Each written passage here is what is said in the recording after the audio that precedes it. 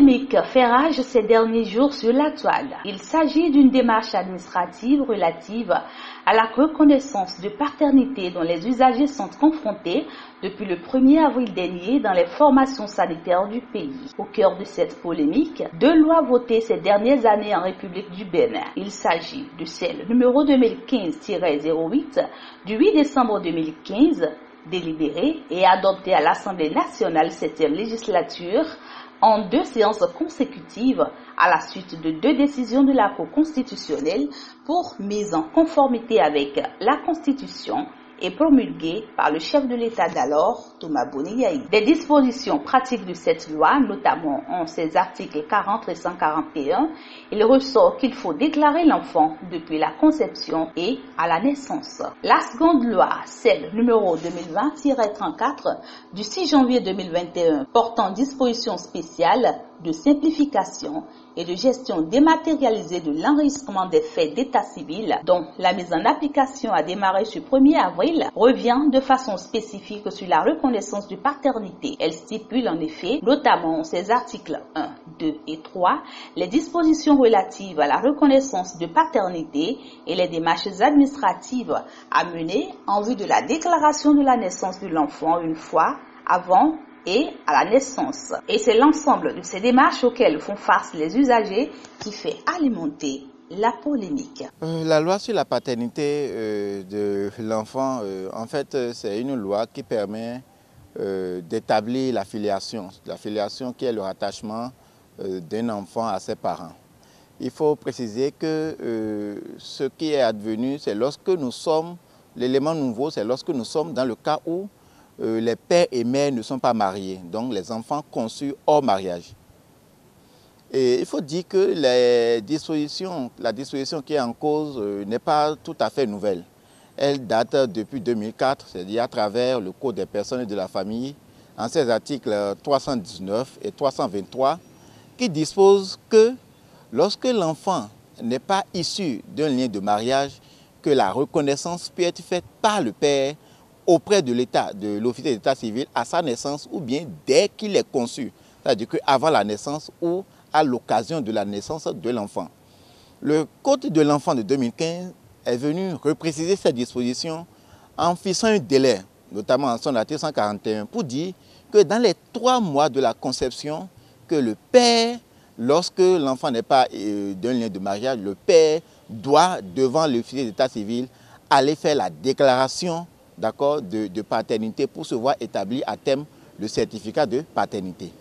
La nouvelle loi de 2020 est venue, lui, pour mettre à plat, c'est-à-dire pour remettre le cadre de mise en œuvre de cette disposition antérieure, c'est-à-dire en fixant expressément que désormais, le certificat de paternité ou bien la déclaration de paternité est un document indispensable pour l'établissement de l'acte de naissance de l'enfant.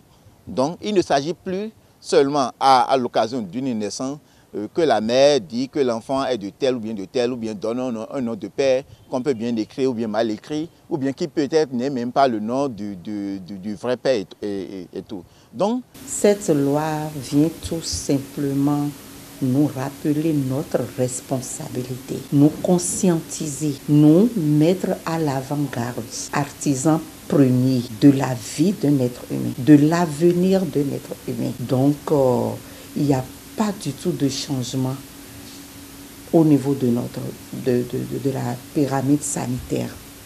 Et surprenante. Et cette actualité qui découvre subitement que la loi a consacré une obligation de déclarer l'enfant sur la base d'un acte de reconnaissance de paternité. Avant d'entrer dans le vif du sujet, il me plaît de rappeler que la reconnaissance de paternité est un acte de volonté unilatérale de l'émettant, acte par lequel il déclare être le père nous allons dire l'auteur d'une grossesse ou, si l'enfant est déjà né, il déclare être le père de cet enfant. Il y a donc une nuance. La déclaration de paternité de grossesse et l'acte de reconnaissance de paternité. Déclaration de paternité de grossesse signifie que la grossesse est courante et l'homme déclare en être l'auteur et donc il sera le présumé père une fois l'enfant né. Reconnaissance de paternité signifie qu'on est en présence d'un enfant dont un homme déclare être le père. La polémique fait essentiellement mention des tracasseries administratives auxquelles doivent s'attendre les parents une fois que leurs femmes sont admises dans les centres de santé et les implications financières y afférentes. Un avis qui n'est pas partagé de tous. En fait, il faut d'abord dire que les nouvelles dispositions ne sont nullement un calvaire. Pour l'analyse que nous faisons de la chose, nous avons dit tantôt que ça donne lieu juste à des formalités. Ce n'est pas de la tracasserie. Parce que vous savez, engrosser une femme, avoir un enfant, c'est une question de responsabilité. Parce que la vie d'un enfant, d'une personne dans une nation est primordiale. À partir de ce moment-là, on ne peut pas continuer, à fonctionner comme des animaux, à engrosser et continuer son chemin comme si de rien n'était. Donc, c'est beaucoup plus une question de responsabilité. Ce qu'on nous demande, c'est juste d'aller accomplir une formalité qui ne prend pas plus de 2000 ou 2500 et qui ne dure pas plus d'une demi-journée. Et donc, c'est toute une vie qui est en jeu. Ce n'est pas que l'acte de naissance, ce n'est pas que le certificat, mais le tout est rattaché à l'enfant et comme on l'a dit, c'est toute une vie. Donc c'est la préservation d'une vie, c'est la préservation de l'intérêt de l'enfant. C'est pour que l'enfant puisse avoir accès aux services sociaux. C'est pour que l'enfant puisse accomplir toutes les formalités. C'est pour que l'enfant, de sa naissance jusqu'à sa mort, ne puisse souffrir de problèmes d'état civil. Parce que dans notre pays, vous le savez, il y a plein d'enfants qui sont sans âge de naissance et que peut-être on retrouve malheureusement des gens qui vont à l'école jusqu'au CM2 et à cause de défaut d'âge de naissance n'ont pu aller au premier examen national et se retrouvent dans les stades d'apprentissage et autres. Donc c'est fondamentalement non pas une question de tracasserie, mais une question de responsabilité. Avant, qu'est-ce qui se passait? Il y a un peu de désinvolture par rapport à l'enregistrement de naissance d'un être humain, de l'homme de demain. Et le gouvernement actuel est venu et a constaté qu'il y a trop de désordre par rapport à l'enregistrement des enfants dans notre pays au 21e siècle. Ce n'est pas bien. Au point où il a organisé des consultations foraines, des séances pour pouvoir donner l'acte de naissance aux enfants. Cet acte, c'est capital. Si tu n'as pas acte de naissance, c'est que tu n'es pas né. Ça veut dire que tu n'es pas vivant, alors tu es mort. Qu'on l'on dise qu'il y a surplus de travail au niveau des formations sanitaires, jusque-là, nous avons commencé paisiblement. En tant que médecin-chef de la commune, c'est quelques rares formations sanitaires privées qui n'ont pas encore totalement les documents qu'il faut remplir, qui ont de petits soucis. Mais déjà, nous sommes attelés pour les accompagner.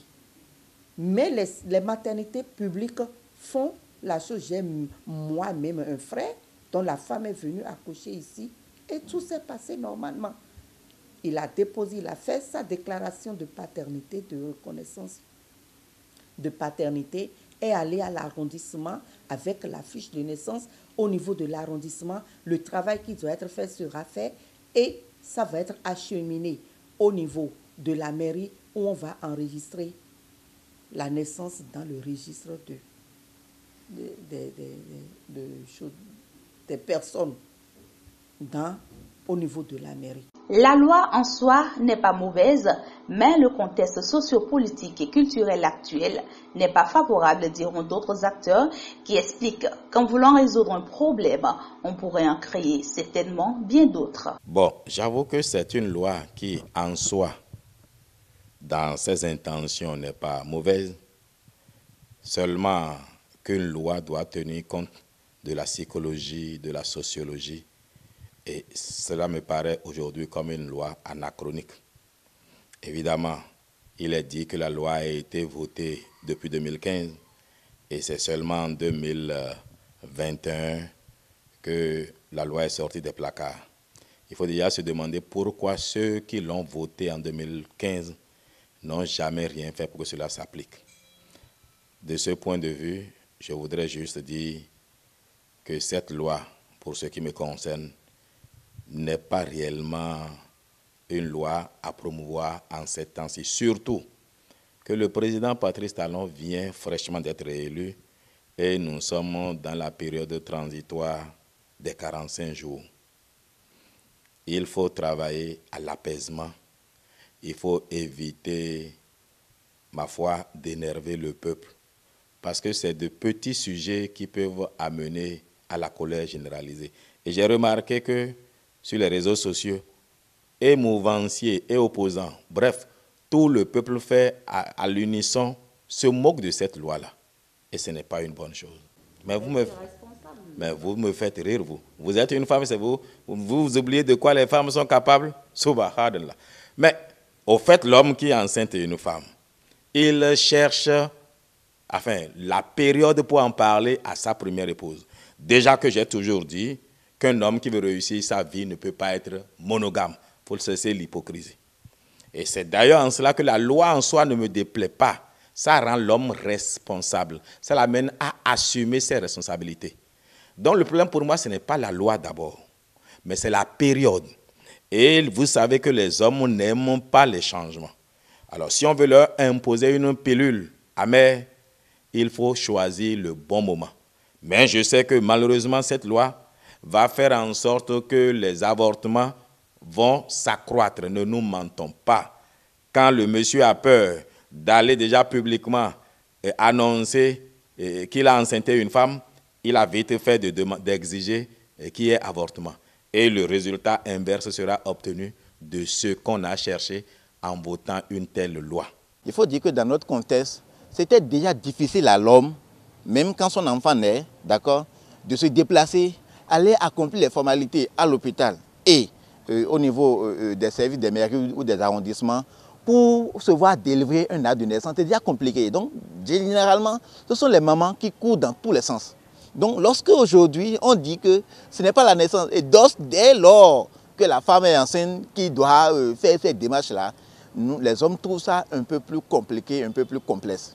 L'autre chose, nous sommes dans un environnement où la question de maternité ou de paternité comment dire, le débat autour n'est pas complètement vidé, en ce sens que lorsque les gens ne sont pas dans une ligne de mariage, on ne sait jamais, et c'est l'un des éléments de polémique, on ne sait jamais si c'est vraiment telle ou telle personne qui est le père. Vous savez, la paternité chez nous s'établit sur des aspects socio-culturels où on dit c'est la ressemblance, il a tel teint, il a telle couleur des yeux, ou bien il a telle oreille. Donc, c'est sur des éléments complètement subjectifs, mais qui tiennent lieu, en fait, de notre culture.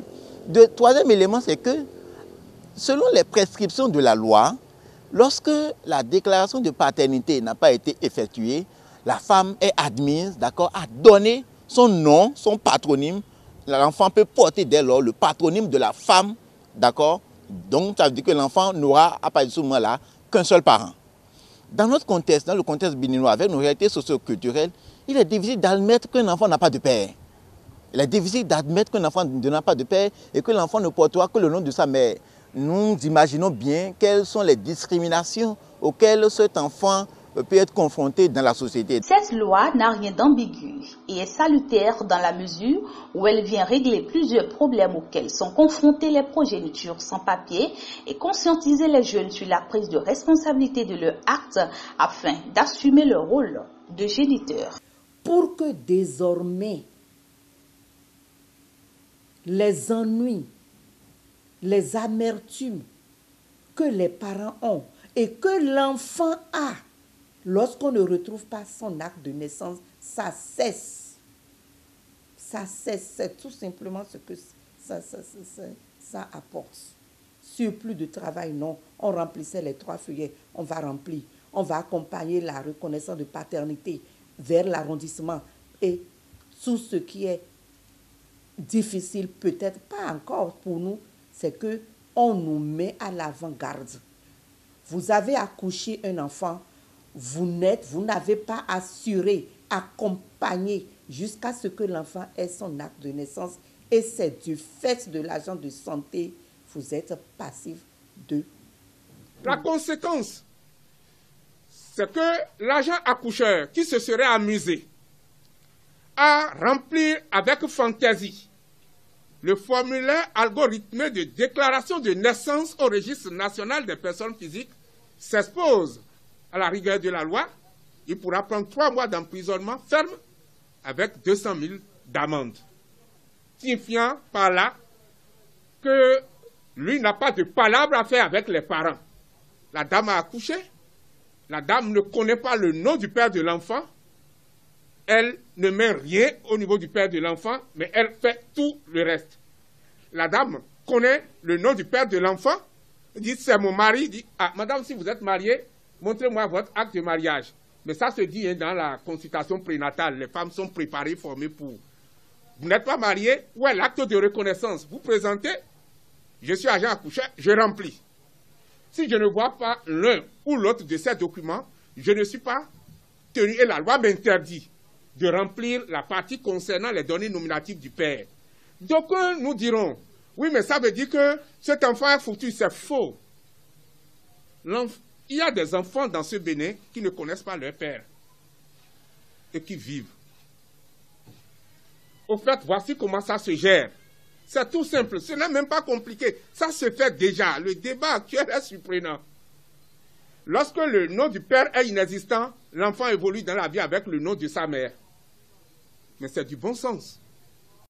Ça vient régler notamment le problème de filiation, en ce sens que, à la naissance, si nous respectons cette disposition, aucun enfant, tous les enfants doivent se voir délivrer un acte de naissance à leur naissance si tous les préalables ont été bien accomplis. Et la loi a voulu être rigoureuse en instituant des peines pécuniaires et même des peines privatives de liberté pour toutes les personnes qui, de leur fait, ont vu bloquer la délivrance de l'acte de naissance parce que ceux-là, s'ils n'avaient pas accompli les actes antérieurs, notamment le père en question, la mère, l'officier d'état civil lui-même, ou bien les agents de santé ou bien de maternité. Donc, la loi a voulu être exigeante, notamment pour préserver l'intérêt de l'enfant. Parce que vous savez, tout ce que ça génère comme risque pour les enfants de ne pas détenir un acte de naissance, de ne pas être reconnu dans les fichiers d'état civil, parce qu'aujourd'hui, nous sommes dans un système dématérialisé. Et donc, lorsque vous n'êtes pas fiché dans la base, il vous est difficile d'accomplir quoi que ce soit dans la vie quotidienne. Ces intervenants, en dépit de leurs positions respectives sur la loi, n'ont pas manqué de formuler des messages de sensibilisation à l'endroit du peuple béninois qui, selon eux, doit pouvoir faire tout son possible pour se conformer à cette nouvelle mesure qui, malgré tout, vient régler le problème de responsabilité familiale. Je pense que déclarer être le père d'un enfant, c'est une fierté. C'est mon garçon, c'est ma fille, c'est mon bébé. Ça, c'est une question de conditions normales, n'est-ce pas? Maintenant, si on a des problèmes, il ne faut pas rester non plus à punir la femme en disant « je ne vais pas lui signer la reconnaissance de paternité, comme ça, je vais la faire souffrir ». Si elle bénéficie de l'appui des services sociaux, le conseil juridique du ministre des Affaires sociales est là, vous en parlera plus, elle peut saisir le juge et faire condamner l'intéressé pour violence faite à femme, parce que c'est une violence, le fait de savoir qu'on est l'auteur de la grossesse qu'elle porte ou qu'on est père de l'enfant et refuser de signer la reconnaissance de paternité. Mais ensuite, l'information sera immédiatement établie conformément aux dispositions de la loi.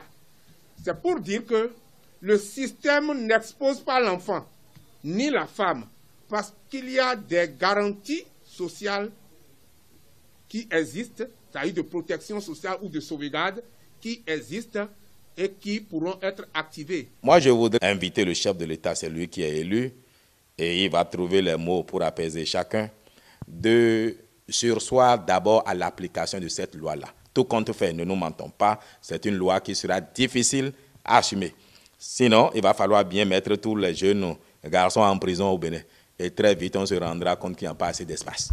Donc, c'est une loi qui ne sera pas appliquée. C'est une loi de trop. Mais l'intention de la loi est une bonne chose.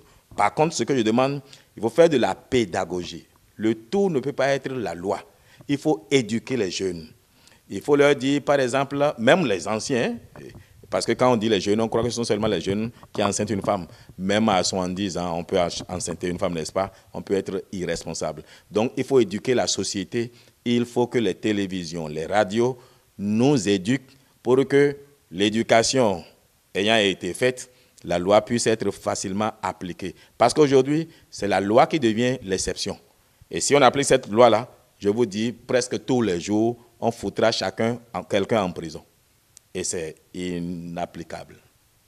Moi, je suis d'un certain âge. Je ne peux pas aller là où je suis née pour dire « je veux ma souche ». Et qu'on me le sorte avec sourire au moment où je suis entrée. Ah, toi qui as déjà plus de 55 ans, ah, les souris ont déjà mangé le registre. Hein.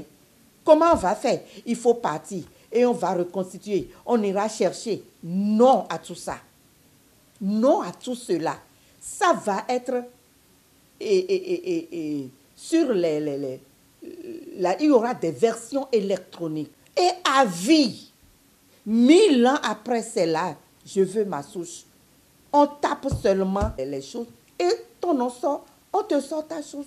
On n'a plus les registres que nous gardons, qu'on n'arrive pas à archiver. Nous avons des problèmes d'archivage. Notre pays sera compté parmi les pays développés. C'est ce à quoi s'attelle le gouvernement, à qui nous tirons chapeau et à qui nous disons félicitations. Aujourd'hui, on interprète comme ceci, comme cela, mais on donnera raison demain. Lorsque papa, maman a besoin de l'acte de naissance de son enfant, il est à Paris, il est à Dakar, il est à Malanville, il est à ceci, et il télécharge tout simplement sa chose et il constitue son dossier rapidement. Est-ce qu'il ne sera pas heureux? Ce père-là ne sera pas heureux. C'est de ça qu'il s'agit. Au lieu de voir nos intérêts égoïstes, personnels, ne sacrifions pas notre progéniture, ne sacrifions pas nos enfants. Et le président dit, moi, ce Bénin, je veux faire de ce Bénin le Bénin du futur, le Bénin pour de nos enfants, de nos petits-fils, parce que nous, on a déjà trouvé notre compte. Mais ne laissons pas un pays de misère, hein, à notre progéniture, et c'est de ça qu'il s'agit plutôt. Un message de ces jeunes, les nouvelles dispositions n'enfreignent en rien les relations existantes, n'enfreignent en rien la procréation.